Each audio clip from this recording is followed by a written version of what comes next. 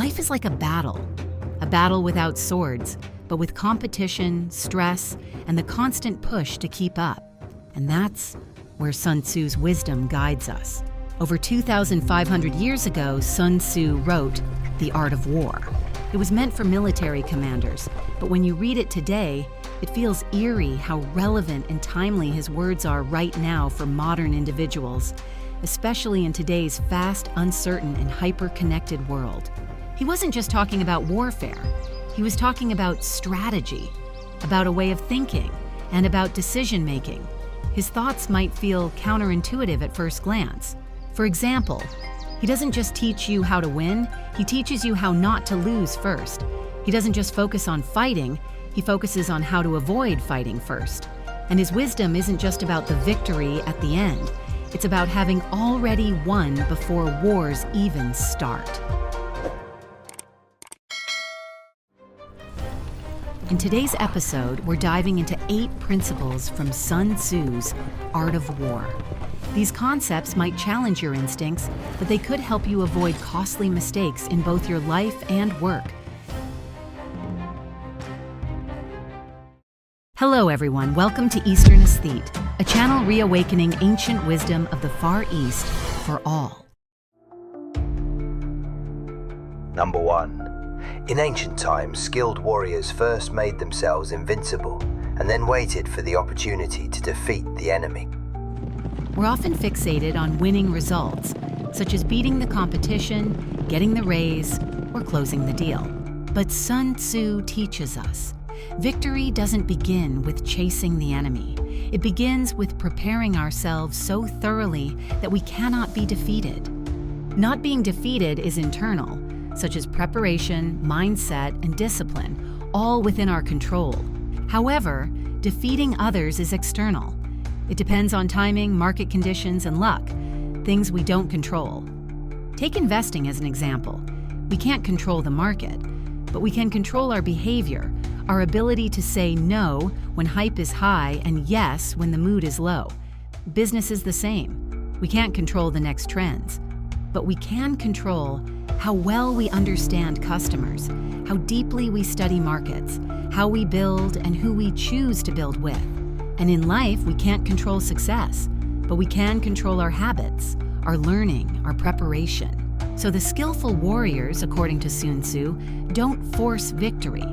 They focus on making themselves strong, steady, and unshakable first, so that when the right moment comes, they're ready to strike. Number 2. Good warriors seek effectiveness in battle from the force of momentum, not from individual people. Therefore, they are able to choose people and let the force of momentum do its work. We often credit success to individual brilliance, talent, effort, genius. But Sun Tzu teaches us there's a greater force at play, the power of harnessing the larger forces already in motion. A wise player doesn't win through raw strength alone. They create the conditions where small actions are carried by momentum. This is a mindset that can empower us in every aspect. In investing, it's not about picking one promising company. Even a great company can struggle if it goes against the tide of the market. The market momentum matters more than isolated picks. In business, don't bet everything on one superstar employee, but build systems, place the right people in the right roles within an effective business model. In personal life, stop forcing yourself into situations that constantly drain you, whether it's a toxic job, a draining relationship, or habits that deplete rather than restore. Instead, build routines that generate momentum. Things like daily reflection, time with people who lift you, content that enriches your thinking. At first, you shape the habit, but over time, the habit shapes you. It becomes your rhythm, and eventually, your unstoppable momentum. Number 3. The difficulty of armed struggle is to make indirect routes feel direct and turn disadvantages into advantages. We all hope the path to results is straight and clear. We want the shortest plan and the fastest route. But in reality, it's almost never the case. Life never moves in straight lines. And Sun Tzu understood that deeply. He teaches that sometimes the most effective path is the indirect one. We live in a world obsessed with instant results, instant beauty, instant health, instant success. But the truth is, speed without a foundation collapses even faster. Think about it. To shoot an arrow forward, you first have to pull the bowstring back. The more you pull, the farther it flies. Or take skyscrapers as an example. Before it can rise high into the sky, it must dig deep into the earth. The taller the building, the deeper the foundation must go. In work, the same applies. You don't just launch a project the moment you have the idea. You have to first take time to learn the market thoroughly, to study competitors carefully, to build a team with right people.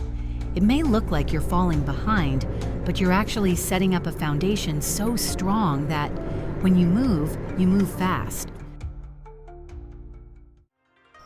Number 4. Therefore, a victorious army first wins and then seeks battle. A defeated army first battles and then seeks victory. At first glance, this may sound confusing. We usually believe that we have to act to win, but Sun Tzu tells us the very opposite. Don't act to win, but win first. A wise player doesn't gamble. He doesn't play with luck. He stacks the odds. He observes. He reflects. He prepares.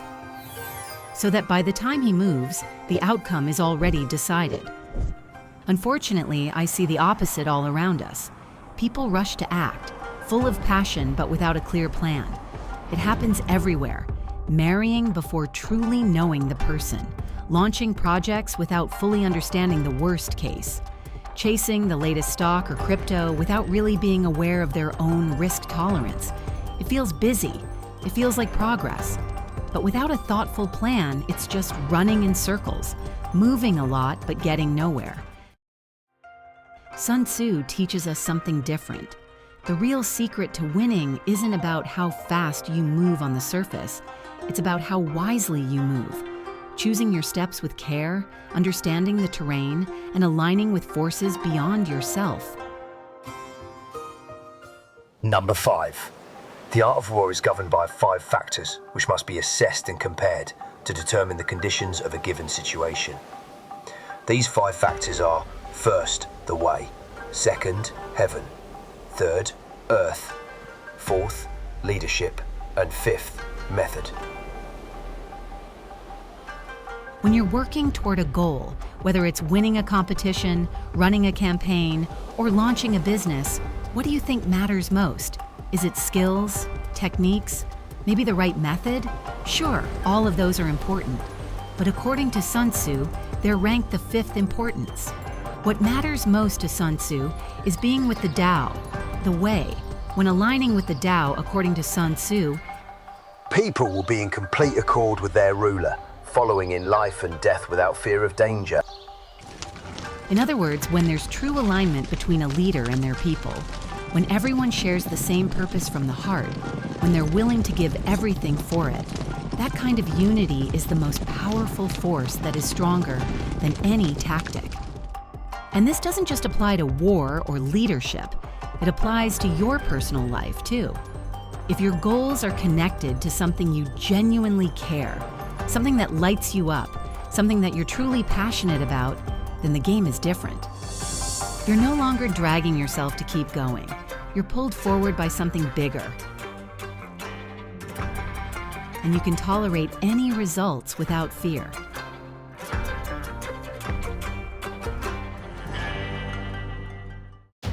Number 6. Sun Tzu said, "The art of war is of vital importance to the state. It is a matter of life and death, a road either to safety or to ruin. So it is imperative to examine it closely." When you think of war, what is the first human quality that comes to mind? It's natural to think of bravery or grit. But Sun Tzu opens the art of war differently. Without any talk of bravery or glory, Instead, he begins the topic with a deep sense of reverence. For Sun Tzu, war isn't some virtual game on a screen. It's real life with real consequences. It's survival or destruction. It's life and death. So there's no room for arrogance or recklessness. This kind of reverence isn't just for the battlefield. It's a mindset that can transform our attitude toward life. Because whether you're holding a weapon or a pen, your decisions ripple outward, shaping not only your reality, but the realities of those around you. If you're a parent, your behavior may impact your kids for life. If you're a manager, every choice you make influences team spirit, mental health, and whether people stay or leave. Even something as simple as driving carries weight. It could be the difference between life and death for someone else on the road. That's why reverence matters. It's not about fear or weakness. It's about true ownership of your life, recognizing that every choice you make carries real consequences. When you embrace that responsibility, you don't just win battles, you win at life. Number 7. There are no more than 5 primary notes in the musical scale: do, re, mi, sol, la. Yet their variations create endless melodies that can never all be heard. There are no more than 5 primary colours: blue, yellow, red, white and black. Yet their variations create endless hues that can never all be seen. There are no more than 5 primary tastes: sweet, sour, salty, bitter and umami. But their variations create endless flavours that never all be tasted. In battle, there are no more than 2 methods: the direct and the indirect, yet their variations give rise to an endless series of tactics. In today's information explosive world, it can feel like there's an infinite amount of knowledge to absorb. New technologies, new ideas, new trends, every single day, without end. It can seem impossible to keep up. But Sun Tzu offers a different perspective, one that cuts through the noise with clarity. He reminds us the fundamentals are few. Whether in war, business, or life, the basic elements are limited, though their variations can be endless. The key to success isn't how much you know. It's how well you master the essentials and how skillfully you can move with them. Take fitness. People keep trying the newest workout plan, the hottest supplement, the next biohack. But the basics haven't changed. Eat organic, healthy food. Practice your body. Get good sleep. Manage stress well. Or take business. It's easy to get caught up in trends. Everyone wants to sound innovative, look cutting edge, and feel ahead of the curve. But the core of any successful business is simple: deliver value. Trends can give you a boost, but only value can build last. Number 8. Those who win every battle are not the best. The best of the best is to win the battle, even without battle. We're used to glorify victory, celebrating the win after a hard-fought battle. But Sun Tzu sees it differently. To him, true success isn't about winning the hardest fight. It's about achieving maximum impact with minimum cost. This mindset of winning without fighting applies far beyond war. This priceless wisdom helps us live with less damage and more purpose. In personal life, I've seen many couples go through brutal divorces, locked in emotional combat, pouring time, money, and energy into the fight. And even when one finally wins on paper, they walk away exhausted, financially lost, and emotionally scarred. I bet Sun Tzu would ask, was there a better way to avoid the fight? To minimize loss? When we lead with that mindset and don't let emotion drive our decisions, we're far more likely to find a solution instead of being burned out in anger. Let me share a powerful story from history that shows the true strength of winning without fighting. It's 765 during the Tang Dynasty. In the northwest, 2 formidable armies were about to unite and attack the Tang army. If it came down to a straight-up fight, the Tang forces were way outnumbered, and there was no chance of winning by force.